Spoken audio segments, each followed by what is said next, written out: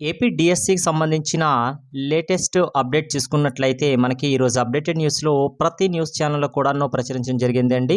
ఈనాడు అవ్వచ్చు, సాక్షి news paper అవ్వచ్చు, ABN news paper అవ్వచ్చు, మిగతా ప్రతి ఒక్క పత్రికలకు కూడాను మనకి రిలీజ్ అవ్వడం జరిగిన ప్రజెంట్ లేటెస్ట్ అప్డేట్స్ అయితే నేను ఇస్తున్నాను. అయితే మెరిట్ లిస్ట్ అనేది మనకి నైట్ 11:30 ఈ టైంలో అయితే మనకి ఏపీ డిఎస్సి అఫీషియల్ వెబ్సైట్లో మనకి కన్వీనర్ గారు రిలీజ్ చేయడం జరిగిందండి, కృష్ణారెడ్డి గారు. అయితే ఈ యొక్క మెరిట్ లిస్ట్‌లో నేమ్ ఉన్నంత మాత్రాన మనకి జాబ్ వచ్చినట్లు కాదు. ప్రతి ఒక్క అభ్యర్థికి కూడా తెలుసుకోవాల్సిన విషయమే. అయితే మెరిట్ లిస్ట్‌లో మనకి జస్ట్ ఓన్లీ మన యొక్క డిస్ట్రిక్ట్‌కి సంబంధించినటువంటి మన యొక్క కేటగిరీ పోస్టులకి మనం అప్లై చేస్తున్నటువంటి పోస్ట్ ప్రిఫరెన్స్ బట్టి మన యొక్క ర్యాంక్ కోడ్స్ అనేది మనకి రిలీజ్ చేశారండి. ర్యాంక్ కోడ్స్ అనేది 13 జిల్లాలకు సంబంధించినటువంటి ర్యాంక్ కోడ్స్, అదే మెరిట్ లిస్ట్ అనేది మనకి రిలీజ్ చేయడం జరిగింది. అయితే ప్రతి ఒక్కరు కూడాను మెరిట్ లిస్టు, సెలక్షన్ లిస్ట్‌కి తేడా తెలిసిన విషయమే.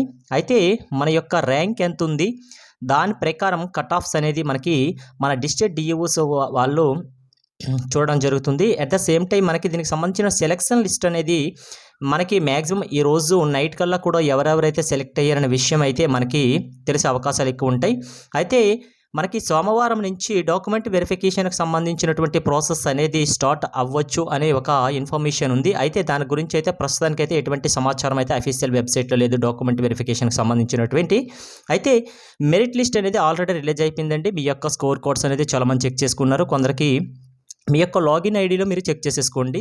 అయితే కొందరికి ఓపెన్ అవ్వట్లేదు. అయితే ప్రతి ఒక్కరికి కూడా ఓపెన్ అవుతుందండి. ప్రతి ఒక్కరు కూడా చెక్ చేసుకోవచ్చు. అయితే ఎవరెవరైతే ఆ డిస్ట్రిక్ట్కి సంబంధించిన వాళ్ళు, లేకపోతే స్టేట్కి సంబంధించిన ప్రిన్సిపల్కి సంబంధించిన టాపర్ లిస్ట్ కూడాను మనకి డీటెయిల్గా ఎవరు సెలెక్ట్ అయ్యారు, టాప్ 1లో ఎవరు ఉన్నారు, ఆ స్టేట్ ఫస్ట్ ఎవరు వచ్చారు అనేది విషయాలు కూడాను మనకి ప్రతిదీ కూడాను చెక్ చేసుకోవచ్చు. అయితే సబ్జెక్టులు, అలాగే రాష్ట్ర స్థాయి, అలాగే జోన్ వైజ్గా, అలాగే జిల్లాల వారీగా ర్యాంకులు కూడా ఇచ్చారండి. అవి కూడా మీరు చెక్ చేసేసుకోవచ్చు. ఆల్రెడీ సెలెక్టెడ్ క్యాండిడేట్స్కి మీ యొక్క లాగిన్ ఐడి ద్వారా అయితే కాల్ లెటర్స్ అనేది సెండ్ చేస్తారండి. ఏం చేస్తారు, మన యొక్క కాల్ లెటర్ అయితే ఎవరికి వచ్చిందో వాళ్ళకి డాక్యుమెంట్ వెరిఫికేషన్కి సంబంధించినటువంటి ఏ రోజు వాళ్ళకి డాక్యుమెంట్ వెరిఫికేషన్ అవుతుంది, అట్ ద సేమ్ టైం ఏ టైంలో వాళ్ళకి డాక్యుమెంట్ వెరిఫికేషన్ చేస్తారనేది పక్కాగా ఇస్తారు. ఆ టైం కల్లా కూడా మనం కంపల్సరీగా అటెండ్ అవ్వాలి. ఆ టైంకి ఆ రోజు మనం అటెండ్ అవ్వకపోతేనే ఏదైనా రీజన్ అవ్వచ్చు. కానీ మన యొక్క అభ్యర్థిత్వం అంటే మన యొక్క ర్యాంక్ని వాళ్ళు క్యాన్సిల్ చేసి నెక్స్ట్ లిస్ట్లో ఉన్నట్టు మెరిట్ లిస్ట్లో ఎవరు ఉంటారో వాళ్ళకైతే సెండ్ చేయడం జరుగుతుంది ఇన్ఫర్మేషన్. వాళ్ళకి ఇప్పుడు డాక్యుమెంట్ వెరిఫికేషన్ ఉంటుందండి. కాబట్టి దయచేసి ప్రతి ఒక్కరు కూడాను కాల్ లెటర్ వస్తే మాత్రం ప్రాపర్ డాక్యుమెంట్స్ అందరూ కూడా రెడీ చేసేసుకోండి. ప్రజెంట్ అయితే ర్యాంక్స్ ఇచ్చేసారు కదా, దాని ప్రకారం మన డిస్ట్రిక్ట్లో ఎన్ని వేకెన్సీలు ఉన్నాయి, ఆ వేకెన్సీకి సంబంధించిన మన ర్యాంక్ ఎంత వచ్చింది మీరు కంపేర్ చేసుకోండి. నాన్ లోకల్ ఎన్ని ఉన్నాయి, ఓపెన్ కేటగిరీలు ఉన్నాయి, మన కేటగిరీలకి సంబంధించినటువంటి పోస్టుల్లో ఎంతమందికి ర్యాంక్స్ వచ్చాయని మీరు చెక్ చేసుకోవచ్చు. ఆల్రెడీ ర్యాంక్స్ అనేది రిలీజ్ చేశారు కాబట్టి. నెక్స్ట్ డాక్యుమెంట్ వెరిఫికేషన్కి సంబంధించినటువంటి రీసెంట్ మనకి క్యాస్ట్ సర్టిఫికేట్ అనేది వాళ్ళు అడుగుతున్నారండి. ఒకసారి చూసుకోండి. రీసెంట్గా మ్యాక్సిమం 2025కి సంబంధించిన సర్టిఫికేట్ సరిపోతుంది అనుకుంటున్నాను. అయితే మనకి జిరాక్స్ కాపీస్ కూడా మనం వాళ్ళకి చూపించాలి కాబట్టి గెజిటెడ్ ఆఫీసర్ సైన్ చేసినటువంటి మనకి 3 సెట్స్ సర్టిఫికేట్స్ ఉంటాయి కదా, మనకి జిరాక్స్ కాపీస్ అవన్నీ కూడా 3 సెట్లు తీసుకోండి. దానిపైన మీ యొక్క గెజిటెడ్ ఆఫీసర్ సైన్ చేసుకోండి. అయితే చాలామంది నాకు అడగడం జరిగింది కామెంట్లో కూడా కొన్ని ఏంటంటే, ప్రతి డాక్యుమెంట్ మీద కూడాను గెజిటెడ్ సైన్ అవసరమా సార్ అంటే, మన గెజిటెడ్ ఆఫీసర్ కాడికి వెళ్ళిన తర్వాత ఇదే ప్రాబ్లం మీరు చెప్పండి సార్, ప్రతి పేపర్ పైన కూడా మీ సైన్ ఉండాలా అని అడగండి. ఆ సార్ మనకి ప్రతి సర్టిఫికేట్ మీద చేసుకుంటే నో ప్రాబ్లం అండి. అలా కాకుండా మెయిన్ పేపర్స్ మీద gazetted officer science xerox copies మీద పెడితే ఆ సార్కి ప్రజెంట్ గెజిటెడ్ ఆఫీసర్కి ఎక్కడెక్కడ సైన్ చేయాలంటే వాళ్ళకి తెలుసు. మనం జస్ట్ డాక్యుమెంట్స్ పెట్టుకెళ్ళండి, రిక్వెస్ట్ చేయండి, కంపల్సరీగా పెడతారు. ఓకే. అలాగే రీసెంట్గా తీసుకున్నటువంటి పాస్పోర్ట్ సైజు ఫొటోస్ ఒక 5 పెట్టుకోండి. 5 అంటే మ్యాక్సిమం 10 వరకు అయితే పట్టేసుకోండి. అయితే నెక్స్ట్ రిమైనింగ్ కాపీస్ ఏవైనా సర్టిఫికేట్స్ గట్రా ఉంటాయి కదా మనకు తెలిసినటువంటివి, అవన్నీ కూడా ప్రాపర్గా డాక్యుమెంట్స్ అన్నీ కూడాను రెడీ చేసుకోండి. ఒరిజినల్ డాక్యుమెంట్స్ రెడీ చేసుకోండి, జిరాక్స్ కాపీస్ రెడీ చేసుకోండి. జిరాక్స్ కాపీస్ పైన గెజిటెడ్ ఆఫీసర్ సైన్స్ అనేది కంపల్సరీగా ఉండాలండి. స్టాంప్ కూడా సార్ వేస్తారు. అవన్నీ మీరు చెక్ చేసేసుకోండి. ఓకే. అయితే అభ్యర్థులకి ఎవరెవరైతే సెలెక్ట్ అయ్యారో సెలక్షన్ లిస్ట్ వాళ్ళకి వస్తుందో వాళ్ళకి డాక్యుమెంట్ వెరిఫికేషన్కి వాళ్ళు మనకి కాల్ లెటర్ అనేది మీ యొక్క లాగిన్ ఐడిలో కనిపిస్తుంది, మీరు డౌన్లోడ్ చేసేసుకోండి. అయితే దానిపైన మనకి ఏ తేదీని అటెండ్ అవ్వాలి, ఏ సమయానికి డాక్యుమెంట్ వెరిఫికేషన్కి అటెండ్ అవ్వాలి, ఏ ప్లేస్కిలో మీరు అటెండ్ అవ్వాలి అనేది ప్రతిదీ ఇన్ఫర్మేషన్ ఉంటుంది కాల్ లెటర్ పైన. ఆ టైం కల్లా ఆ అభ్యర్థి కంపల్సరీగా అయితే అటెండ్ అవ్వాలి.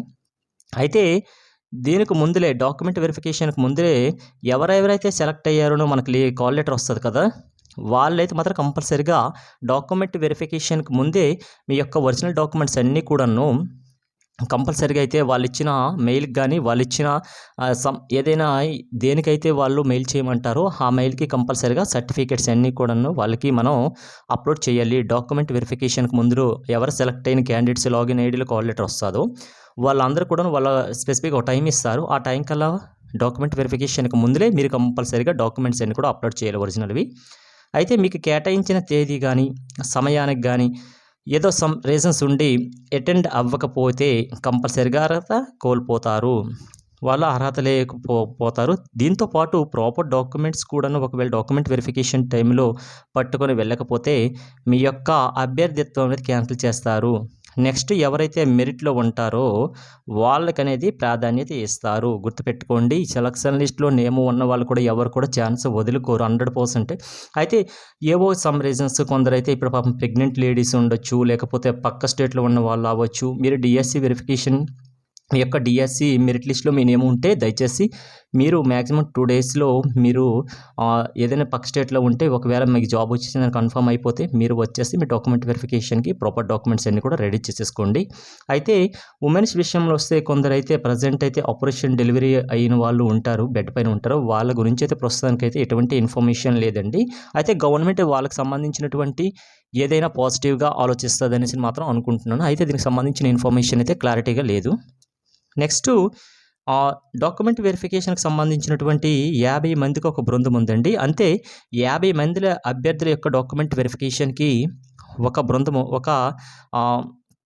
బృందం అంటే మనకు అందరికీ తెలుసు కదా, ఒక మ్యాక్సిమం ఆ బృందంలోన కంపల్సరీగా ఆ యొక్క డిస్ట్రిక్ట్కి సంబంధించినటువంటి ఇన్ఛార్జెస్ అనేది మెయిన్గా ఉంటారు. నెక్స్ట్ కొందరు అనేది ఉంటారు. ఇదంతా కూడా ఒక గ్రూప్ ఉంటుంది. ఆ గ్రూప్కి 50 మంది అభ్యర్థులు అయితే వాళ్ళు వెరిఫికేషన్ చేయడం జరుగుతుంది. ఇలాగ చాలా బృందాలు ఉంటాయండి. నెక్స్ట్ క్యాస్ట్ సంబంధించి ఇన్కమ్కి సంబంధించిన సర్టిఫికేట్ వెరిఫికేషన్కి ఎవరుంటే రెవెన్యూకి సంబంధించిన ఆఫీసర్స్ ఒకరు వస్తారు. అలాగే ఫిజికల్లీ హ్యాండిక్యాప్డ్ కోటాలో జాబ్స్ వచ్చే వాళ్ళందరూ కూడా వాళ్ళ యొక్క సదరం సర్టిఫికేట్ వెరిఫికేషన్ చేయడానికి గవర్నమెంట్ డాక్టర్స్ని ఒకరిని నియమించడం కూడా జరుగుతుందండి. ఆ బృందంలోని వీళ్ళు కూడా ఉంటారు. అయితే ఉమ్మడి జిల్లాలు ఉన్నాయి కదా మనకి, ఇప్పుడు ప్రజెంట్ అయితే మనకి యొక్క జిల్లాలు అనేది కొన్ని ఎక్స్ట్రా అవ్వడం జరిగింది. పాతవి అయితే 13 ఉండేవి, ఇప్పుడైతే 26 వరకు వెళ్ళాయి. కాబట్టి ఈ పాత 13 జిల్లాలతో పాటు కొన్ని ఇప్పుడు ఎక్స్ట్రా వచ్చాయి కదా. అయితే పాత దీనిల ప్రకారమే అయితే ఇప్పుడు జిల్లాలు కలిపేసి సేమ్గా పాత జిల్లా ఉండేది కదా, అంటే ఉమ్మడి జిల్లాలు అంటే ఆ రకంగా అండి. వాళ్ళకి సంబంధించిన డాక్యుమెంట్ వెరిఫికేషన్కి మ్యాక్సిమం అయితే వెరిఫికేషన్స్ అనేది మనకి మండే నుంచి స్టార్ట్ అయ్యే ఛాన్సెస్ ఉంది. అంటే 24 అంటే మనకి ఎల్లుండి నుంచి అయితే మనకి డాక్యుమెంట్ వెరిఫికేషన్ అయ్యే ఛాన్సెస్ అయితే ఉంటాయి. అయితే ఈ డాక్యుమెంట్ వెరిఫికేషన్కి ఎవరు వెళ్తారంటే ఆల్రెడీ మనకి కాల్ లెటర్ అనేది మ్యాక్సిమం మనకి ఈరోజు నైట్ కానీ లేకపోతే సండే సెలవు ఉంటుంది. కాబట్టి ఒకవేళ 25న కాల్ లెటర్స్ వస్తే 26 నుంచి డాక్యుమెంట్ వెరిఫికేషన్ స్టార్ట్ అవుతుంది. అయితే దీనికి సంబంధించినటువంటి ఎటువంటి ఇన్ఫర్మేషన్ క్లారిటీగా ఇవ్వలేదు, కానీ మండే నుంచి అయితే డాక్యుమెంట్ వెరిఫికేషన్ జరగవచ్చు అనే విషయం అయితే చెప్పడం జరుగుతుంది. ఓకే, ఇది కూడా గమనించాలి. అలాగే సీనియర్ ఆఫీసర్స్ అనేవాళ్ళు ఒకరు అయితే కంపల్సరీగా ఉంటారండి ఆ యొక్క గ్రూప్లోన డాక్యుమెంట్ వెరిఫికేషన్కి. డిస్ట్రిక్ట్కి సంబంధించిన ఇన్ఛార్జెస్ కూడా ఉంటారు. అయితే ఒకే అభ్యర్థికి 2 లేదా 3 ఉద్యోగాలు వచ్చినట్లయితే ఇప్పుడు ర్యాంక్ కార్డ్స్ ఆల్రెడీ మెరిట్ లిస్ట్లో వచ్చేసాయి కదా. అయితే ఒకే అభ్యర్థికి 2-3 పోస్టులు ఇస్తే మనకు ఆల్రెడీ ఫస్ట్ చెప్పారండి 1:1% ఒక జాబ్కి ఒక పర్సన్ మాత్రమే సెలెక్ట్ చేస్తారనేసి మనకు ఫస్ట్ చెప్పారు కదా. 2-3 సెలెక్ట్ అయితే ఒక పోస్ట్కి మాత్రమే ప్రిఫరెన్స్ ఇస్తే ఒకే పోస్ట్కి ప్రిఫరెన్స్ ఇస్తే నెక్స్ట్ అభ్యర్థిని డీవీకి పిలుస్తారు. ఓకే, అయితే 2-3 దినాల్లో సెలెక్ట్ అయిపోతే వాళ్ళకి సెలెక్ట్ చేసుకున్న టైం ఇస్తారు. తర్వాత వాళ్ళకి డాక్యుమెంట్ వెరిఫికేషన్ అయితే పిలుస్తారు. అయితే వీళ్ళు ఆల్రెడీ సెలెక్ట్ చేసుకొని ఈ పోస్ట్‌కే వెళ్తాను నేను అనుకుంటే మాత్రం వాళ్ళకి వెరిఫికేషన్ అనేది వెంటనే జరిగిపోతుంది. ఈ విషయం కూడా చెప్పారండి. అయితే ప్రిన్సిపల్ పోస్ట్‌కి సంబంధించి స్టేట్ టాపర్స్ లిస్ట్ అనేది మీకు ఇక్కడ స్క్రీన్‌లో ఇక్కడ చూపిస్తాను. ఒకసారి మీరు చెక్ చేసేసుకోండి.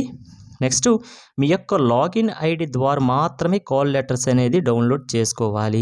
మీ యొక్క లాగిన్ ఐడి ఉంటుంది కదా, ఎవరైతే డాక్యుమెంట్ వెరిఫికేషన్‌కి సెలెక్ట్ అయ్యారో వాళ్ళ యొక్క సంబంధించినటువంటి కాల్ లెటర్స్ అనేది మీ యొక్క పర్సనల్ లాగిన్ ఐడి ఉంటుంది కదా ప్రతి ఒక్కరికి, అందులో మాత్రమే కాల్ లెటర్స్ డౌన్లోడ్ చేసేసుకోవాలనే విషయం తెలిసిందే వాళ్ళు చెప్తున్నారు. నెక్స్ట్ డాక్యుమెంట్ వెరిఫికేషన్‌కి అటెండ్ అవ్వకపోతే అభ్యర్థిత్వం రద్దు చేస్తారు, క్యాన్సిల్ చేసేస్తారండి. ఒకవేళ వాళ్ళు ఇచ్చే టైంకి, వాళ్ళు ఇచ్చే డేట్‌కి కూడాను మనం వెళ్ళకపోయినా, ప్రాపర్ డాక్యుమెంట్స్ లేకపోయినా కూడాను మనని ఆ యొక్క అభ్యర్థిత్వం క్యాన్సిల్ చేసి నెక్స్ట్ మెరిట్ లిస్ట్‌లో ఉన్న పర్సన్స్‌కి అయితే వాళ్ళు కాల్ లెటర్ అనేది సెండ్ చేయడం జరుగుతుంది. వాళ్ళకి ఒక టైమింగ్ ఇస్తారు, ఆ టైంకల్లా రావాలి. అయితే ఇక్కడ ప్రెజెంట్ అయితే ఉమెన్స్‌కి సంబంధించినటువంటి సీరియస్‌గా ఉన్న వాళ్ళకి కొందరికైతే ఎమర్జెన్సీ వార్డుల్లో ఉంటారు. సంథింగ్ ఏవో సమ్ ప్రాబ్లమ్స్ ఉండొచ్చు. అటువంటి వాళ్ళకి కూడా ఏదైనా ఛాన్స్ ఉంటుందా లేదా అనేది అయితే మనం చూసుకోవాలి. కాల్ లెటర్ రిలీజ్ అయిన తర్వాత ఇటువంటి ప్రాబ్లమ్కి సంబంధించినట్టు ఎవరికైనా పర్సనల్ చాలా సీరియస్గా ఉన్నట్లయితే లేడీస్కి, ప్రెగ్నెంట్లు, డెలివరీ అయిన తర్వాత బెడ్ పై ఏదైనా ఉన్నా కూడా వాళ్ళకి సంబంధించినటువంటి ఏదైనా ప్రాబ్లం ఉంటే వాళ్ళకి ఛాన్సెస్ అయితే ఇస్తారని అనుకుంటున్నారు. అయితే గవర్నమెంట్ అయితే దీని గురించి స్పందిస్తుంది అనేసి నేను అనుకుంటున్నాను. అయితే దీని గురించి ఇన్ఫర్మేషన్ అయితే ప్రస్తుతానికైతే ఎక్కడ కూడా లేదు. ఎంపిక మొత్తం కూడాను మనకి మెరిట్ లిస్టు అలాగే మన యొక్క క్వాలిఫికేషన్ ఆధారంగానే మనకి జరుగుతుందని చెప్పడం జరిగింది. ఎవరంటే మన కన్వీనర్ గారైన కృష్ణారెడ్డి గారు అయితే ఈ విషయం చెప్పడం జరిగింది. అయితే నిన్న జరిగినటువంటి ఒక ప్రెస్ మీట్లో లోకేష్ గారు అయితే మనకి ఎవ్రీ ఇయర్ కూడాను ప్రతి సంవత్సరం కూడాను డిఎస్సి నియామకాలు జరుగుతాయి అనేసి మనకి చెప్పడం జరుగుతుంది. అయితే ఈ యొక్క ప్రస్తుతం అయితే ఉన్నటువంటి ఏపీ మెగా డిఎస్సి 2025లో ఈ యొక్క రిక్రూట్మెంట్ క్లారిటీగా జరిగిపోతే గవర్నమెంట్ మీద నమ్మకం వస్తుంది. అట్ ద సేమ్ టైం ప్రతి ఇయర్ కూడాను డిఎస్సి వచ్చే ఛాన్సెస్ ఉంటుంది. కాబట్టి నెక్స్ట్ ఇక్కడ మెయిన్ చెప్పుకోవాల్సిన విషయం ఏంటంటే నిన్న విడుదలైన స్కోర్ కోడ్లు అయితే చాలామందికి చేంజెస్ అయ్యాయండి. నార్మలైజేషన్లో మార్క్స్ కొన్ని చేంజెస్ అయ్యాయి. అలాగే రీసెంట్గా జరిగినటువంటి ఏపీ టెట్ స్కోర్ అయితే వాళ్ళు తీసుకుంటున్నారు అని చెప్పడం జరుగుతుంది. అయితే సీటెట్కి సంబంధించిన వాళ్ళు కొందరు ఇచ్చారు కదా, ఇది తీసుకోవట్లేదు, రీసెంట్గానే ఏపీ టెట్ మార్క్స్ తీసుకుంటున్నాయి. అయితే కొందరైతే ఒక అభ్యర్థి నాకు కామెంట్ చేయడం జరిగింది, సీటెట్ రాసేదిరా ఫస్ట్ చూసుకున్నట్లయితే వ్యాలిడ్ అని వచ్చిందని చెప్పారు. అయితే సెకండ్ సారి అయితే తను ఒక సీటెట్టే రాశారేమో, తనకు సంబంధించిన ఇన్ఫర్మేషన్ ఇప్పుడు స్టేటస్ చూసుకుంటే ఇన్వాలిడ్ అని వస్తుందని చెప్పారు. అయితే దీని గురించి అయితే గవర్నమెంట్ ఏ విధంగా స్పందిస్తుందా అనేది వెయిట్ చేయాల్సిన విషయమే. ఇంకా వెయిట్ చేయడానికి అయితే టైం కూడా లేదండి. అయితే గవర్నమెంట్కి యొక్క అభ్యర్థుల ఆవేదన మీరు ఆ యొక్క హెల్ప్లైన్కి కాల్ చేసేసి మీ యొక్క ప్రాబ్లం అయితే మీరు మెన్షన్ చేయండి సార్కి. ఏదైనా పాజిటివ్గా రియాక్ట్ అయ్యే ఛాన్సెస్ అయితే ఎక్కువగా కనిపిస్తున్నాయి. Thank you.